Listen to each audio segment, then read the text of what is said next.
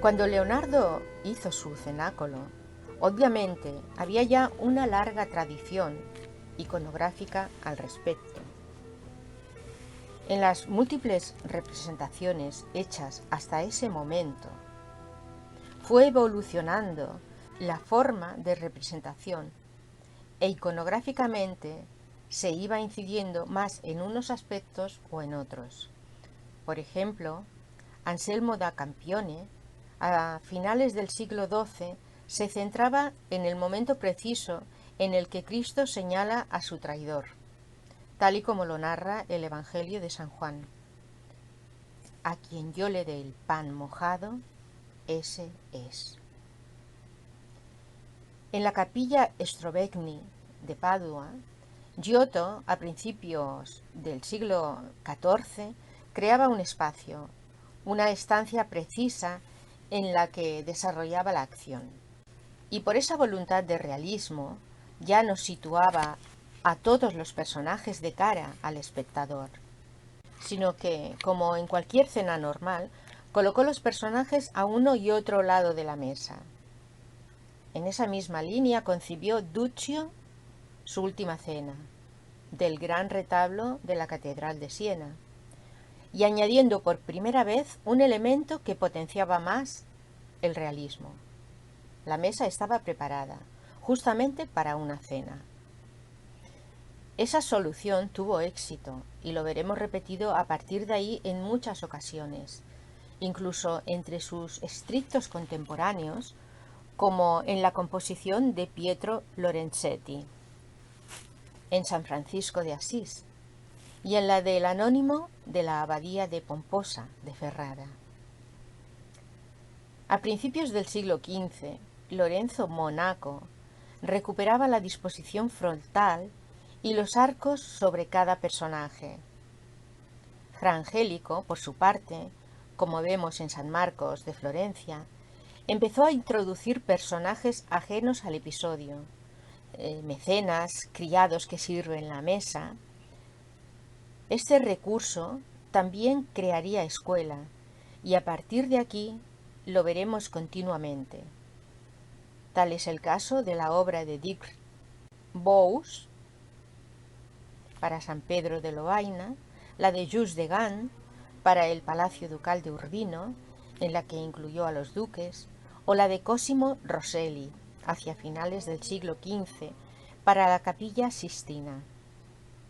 En esta última se situó a Judas al otro lado de la mesa, remarcando así su antagonismo. Tendencia muy común a partir de este momento.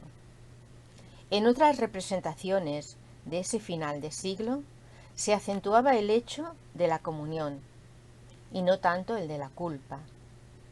Es el caso de la pintura de Ercole de Roberti, conservada en la National Gallery de Londres, en la cual Jesús está bendiciendo el pan y los apóstoles se sitúan en forma de U alrededor de la mesa. Es especialmente interesante señalar la vinculación de la última cena de Leonardo con los maestros florentinos, cuyas obras es muy probable que viera.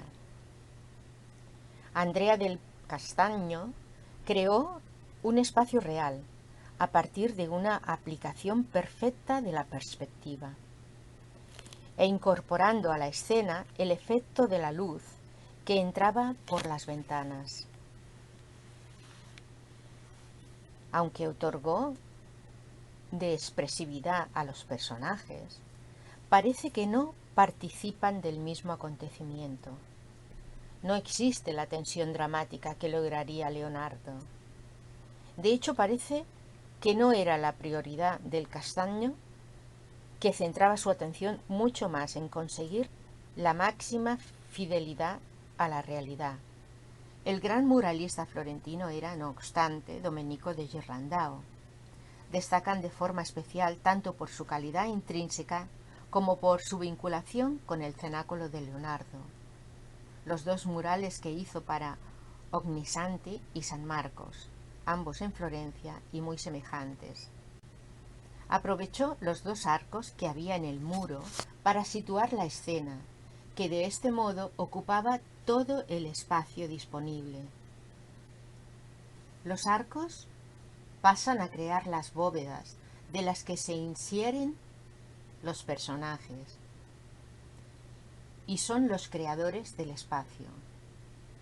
Leonardo, sin embargo, optaría por dibujar una viga en el inicio de los arcos y crear la ilusión de una cubierta plana.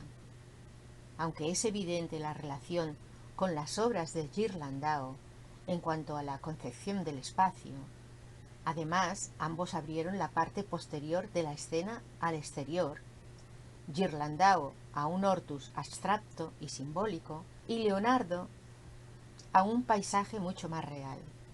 Y ambos pretendieron, aunque el segundo con más éxito, implicar a todos los personajes en la acción. Aunque no conservamos ningún dibujo preparatorio directo del cenáculo de Leonardo, tenemos un esbozo muy esquemático de una última cena con una disposición tradicional, que demuestra que estuvo estudiando la iconografía. A lo largo de los folios que conformarían sus cuadernos, advertimos igualmente detalles, rostros y gestos que se corresponden con estudios concretos. El rostro de Santiago el Mayor, al lado de un boceto arquitectónico, el de San Pedro, el de San Felipe o el de Judas. En ellos advertimos que daba una importancia preeminente a la captación psicológica de los personajes, aunque ya lo apuntaba Ghirlandaio. Leonardo crea la primera Santa Cena, en la que consigue crear una acción dramática, intensa, acorde con la tragedia que se vive en el episodio evangélico, a partir de la participación activa de todos los personajes. Constituye un ejercicio pictórico del estado de ánimo, a pesar de que todos participan del mismo hecho.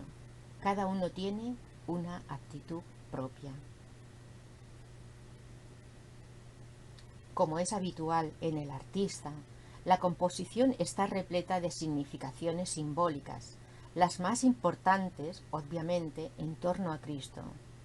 Su protagonismo queda resaltado por la luz de la ventana central, colocada a modo de aureola, y por el relativo aislamiento con respecto a las demás figuras, al separarse de él San Juan. Por otro lado, el gesto de sus manos remite a las 2 acciones que se suceden en el instante representado. La de su derecha encarnaría la acción de coger el pan, momento previo al anuncio de la traición, cuyo resultado final será el sacrificio simbolizado en la otra mano abierta.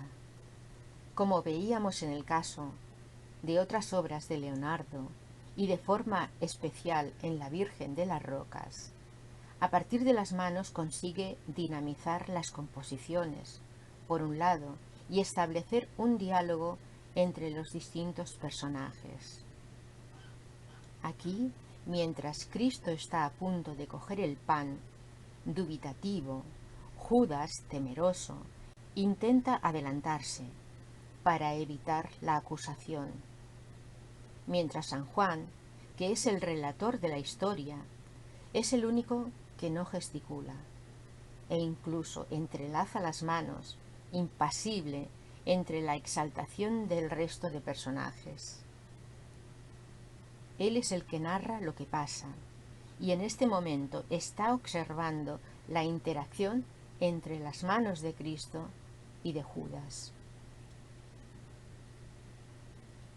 En cuanto a la construcción del espacio, colocó a Cristo, como es habitual, en el centro, siguiendo estrictamente las reglas de la perspectiva. Situó el punto de fuga justo al lado de él. Trabajó la escala 1:1, como si se tratara del trabajo de un arquitecto. De hecho, concibió el espacio del cenáculo como si fuera el propio refectorio.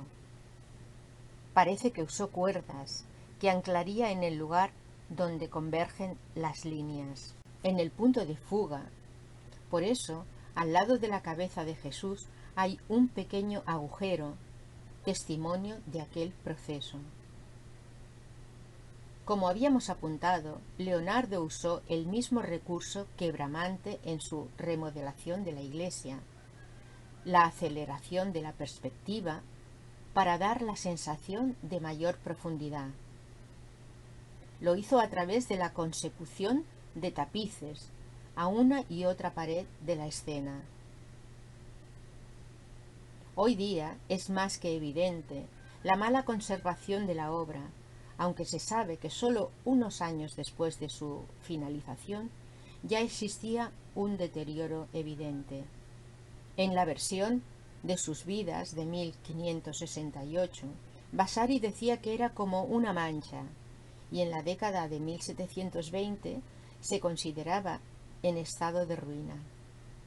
Fue en esa época que se llevaron a cabo las primeras restauraciones íntegras, que no hicieron otra cosa, sin embargo, que empeorar su estado por el uso de barnices inadecuados.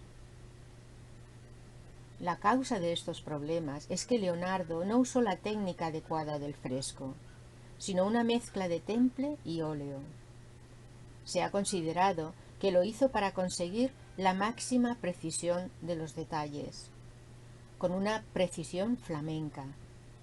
Además, no tuvo en cuenta que por debajo del convento pasaba un canal de agua que ha ido humedeciendo el muro.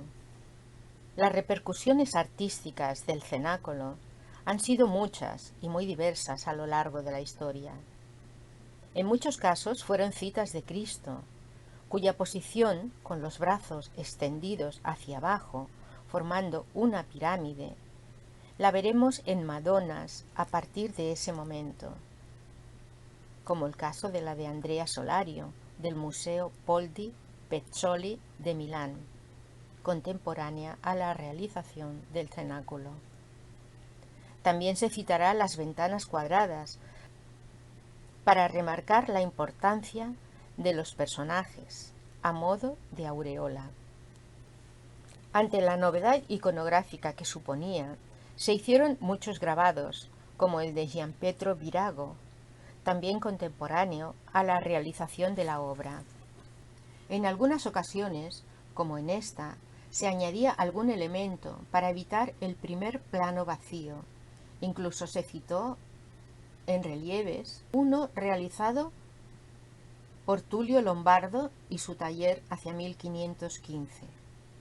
Por esos mismos años se hizo una de las copias más precisas del famoso mural, la de Gianpetrino, gracias a la cual podemos saber cómo eran los colores originales, los pies, el paisaje del fondo y la calidad de los ropajes. Tanta ha sido su difusión que hoy día se ha convertido en un icono visual, desprovisto, en la mayoría de los casos, de la significación simbólica que le da sentido.